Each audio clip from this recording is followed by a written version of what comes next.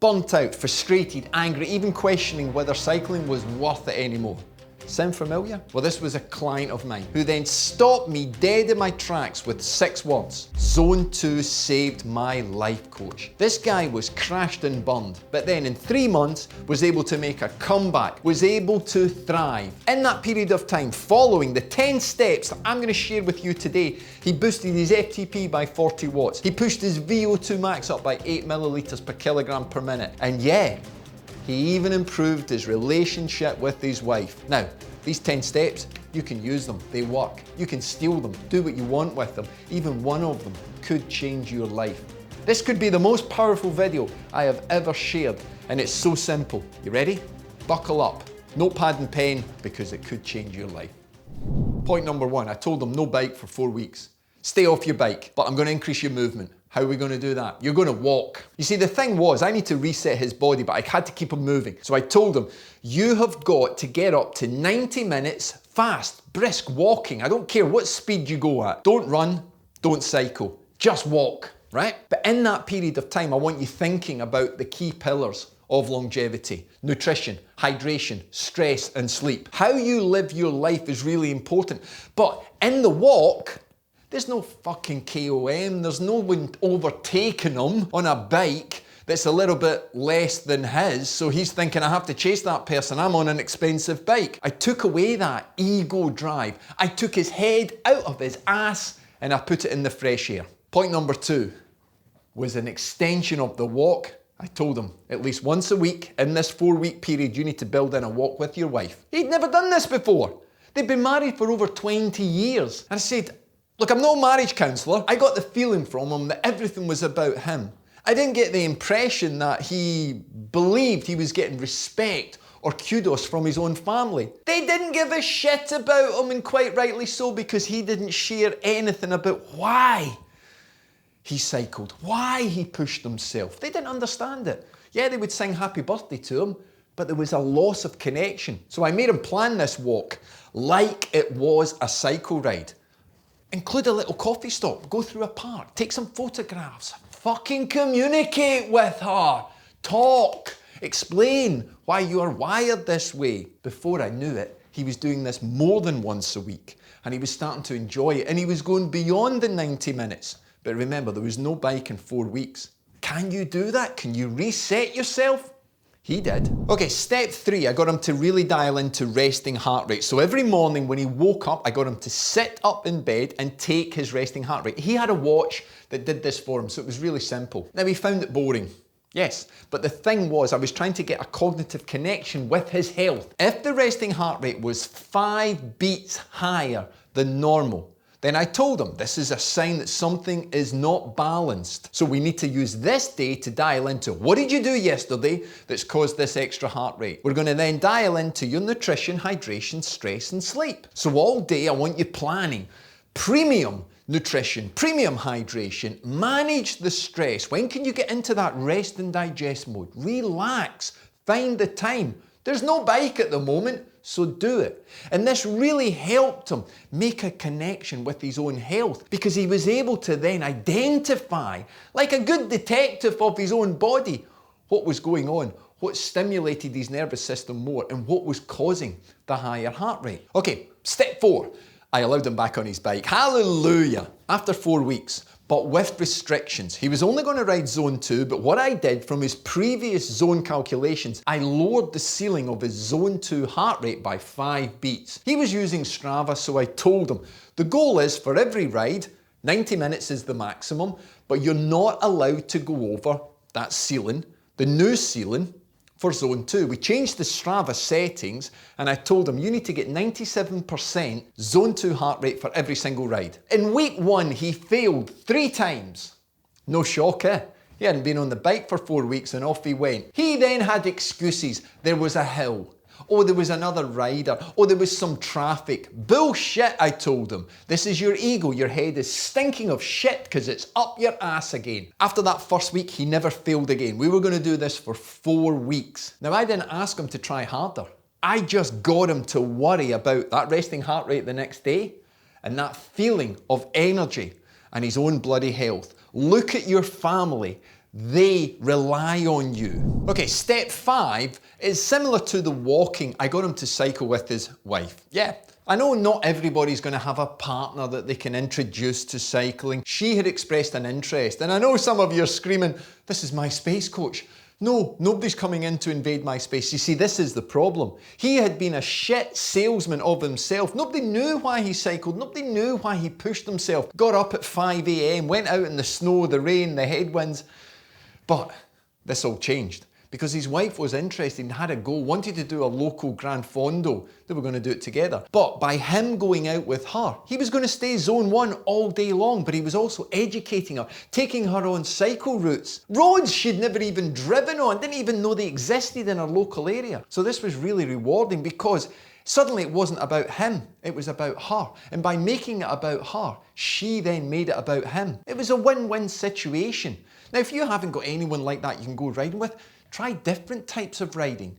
Cyclocross rather than road, mountain biking rather than the road. It really does help because it just puts you in a different environment. Okay, it seems appropriate at this time. Share a little bit about me. Who am I? Well, if you don't know, my name is Scott. I'm 54 years old at the time of filming this video, and I've worked in cycling all my life. Yes, all my life as an athlete and as a coach. So I've seen Olympians, world champions, I've coached Commonwealth Games teams, I've seen the lot, and I am now head of Bulletproof Cycling Club. You want to know more about that? You want some free training, some free advice? There's a link floating about where I'll give you 30 minutes of my time and you'll learn a lot, trust me, and I'll give you some free training from it as well. Yeah, 8 weeks worth. Back to point number 6. This is a game changer. The camouflage ride. What's that? Well, I got him to put his cycling kit on. Remember, we're still in zone 2. And I got him to cover it up. A jumper, a hoodie, something that disguised the uniform. It took that cognitive connection away from what he was trying to do. Because inside this uniform now, he didn't worry about people going past him. He could bump onto psychopaths. He could go down the beach. He could go through parks because the average speed wasn't an issue for him anymore. He was hiding his ego, yeah? Because that was what had been driving him to destruction before. Now, the camouflage ride is something that I've used for decades with riders, even elite riders. And it could be the thing that just changes you. Try it. You can put a pair of shorts on as well, even cycle in your flat shoes.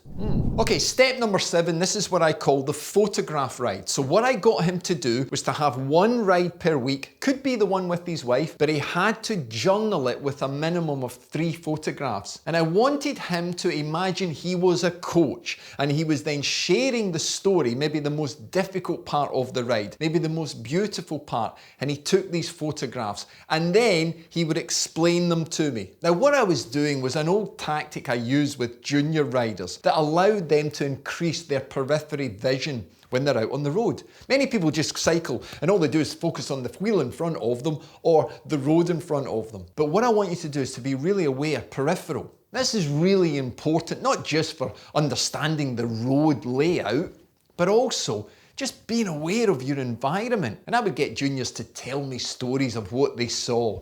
Some of the stories are unrepeatable, but quite funny. But the photograph was easy. You take your phone, click, click, click. You just take these photographs, but it made sure they stopped.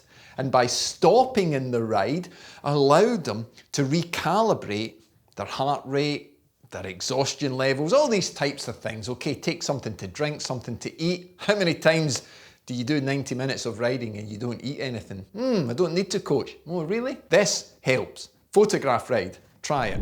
Okay, we moved to step 8, so we're getting a little bit more technical now. This was the volume increase. So after that second 4-week period, so we're into month 3 now, I told him you can now increase your volume, but you've got to use the rule of 2. Now what this means is, this is a 2-hour increase. So at no given point could he increase the weekly volume by more than 2 hours. Why 2 hours? Because your body can hold in the working muscles approximately 1.5 to 2 hours of stored fuel. So I knew that if he stayed within this limit, he wouldn't overreach. He can't overtrain, but he could overreach because he would just fill the 90 minutes by going too fast. We still had the Strava rule of that 97%, but now we can increase the volume. You see, the thing with increasing the volume meant that he had to control that pace.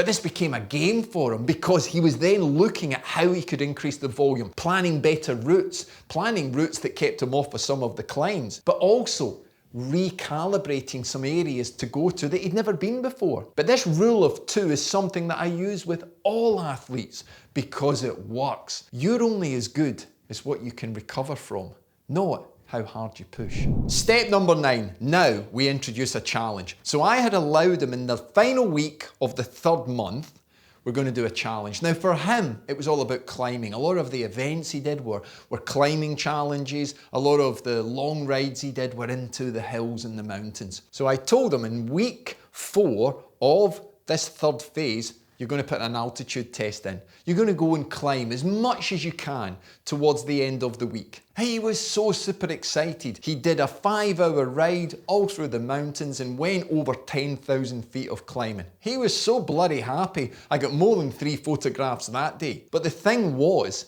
this allowed him then to focus on the gains he'd made from the Zone 2. He couldn't believe how fresh and fit he felt on this ride. You see, the thing is, he had a fantastic historical passport of fitness. He'd been training all his life on his bike, but as he got older, especially over the age of 50, he just wasn't recovering very well. He wasn't following a simple protocol. He was still living as a 20-year-old and still training as a 20-year-old. The challenge really helps. So if you start to introduce challenges, like climbing, like distance, they will really help you. Rather than setting specific metrics and markers of what power you're going to hold, just get out there and push yourself, okay? And then that brings me to step number 10, which was the Bulletproof map test. I put him through a step test designed to measure his FTP and his VO2, all done at home. He did the test, telling me, there's no way I'm going to be able to push up my FTP. 40 watts more. And his VO2 went up by 8 millilitres per kilogram per minute.